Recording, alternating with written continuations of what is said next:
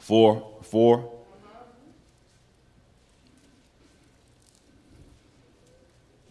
Now, we just established what your condition should be when the blessing of God is your possession.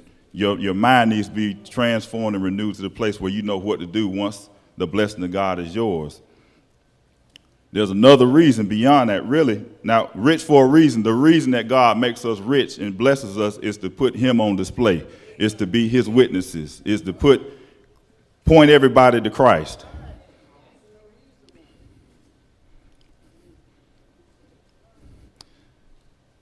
First John 4:4 says, ye are of God, little children, and have overcome them, because greater is he that is in you than he that is in the world. Now, if you acquired your riches the wrong way without Christ, you don't have he that's greater in you working in you. You have the spirit of Satan really working in you. And you really are on par with the world. The best you have to offer the world is what they already have. But for a person with the blessing of God on them and have Christ in them, they have a greater person to testify of when they're in a position to do it. So they put Christ on display, who's greater than the world. So for a Christian to be elevated to the place where they got influence and they have power and they had the resources to influence a lot of people, if they get to that place without having the mind to put Christ on display, they do the world a disservice because they rob them of the opportunity to know the God that's in them. Still in 1 John, let's go to chapter 5. And Elder Pierre preached this a few months back. 1 John chapter 5, verse 9. If we receive the witness of men, the witness of God is greater.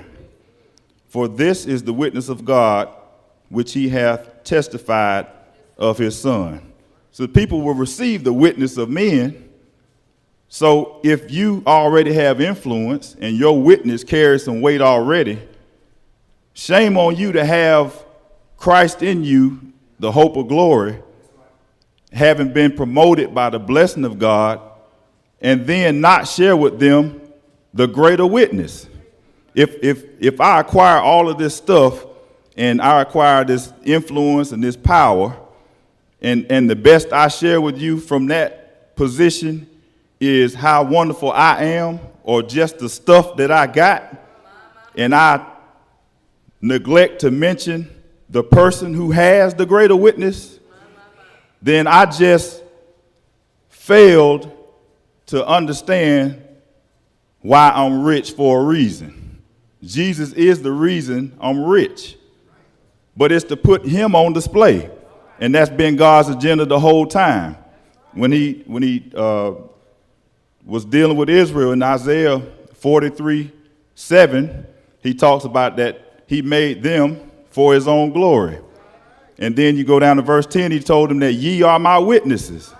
The same principle is true for us. But if we don't put Christ on display, then we just in vain inherit the riches of God.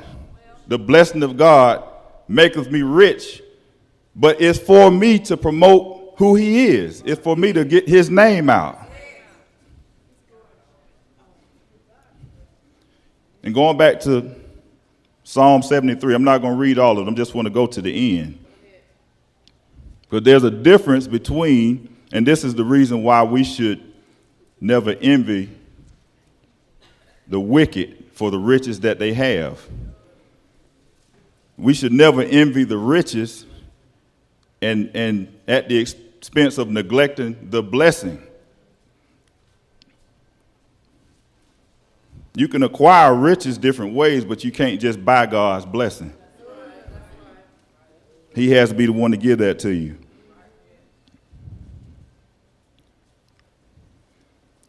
One of the differences, there's two things I made note of in Psalms 73. In verse 26, This is after the righteous has gone and meditated and came to themselves and realized that this person is worse off than I am, much worse. 26 says, my flesh and my heart faileth, but God is the strength of my heart and my portion forever.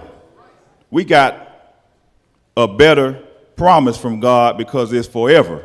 The blessing of God that makes me rich is a forever blessing. And that's the whole reason why Bishop could preach the natural part of it as well as the spiritual. Because if it was just natural, then it would end here. And there would be no anything beyond this life that was dealing with the blessing of God. But the person who's the wicked described in Psalm 73 doesn't have a blessing, and they don't have it beyond this life. It actually talks about them being cut off. That's an indication that they're going to leave before their time, and they walking around with a pendulum swinging. It could happen at any given time.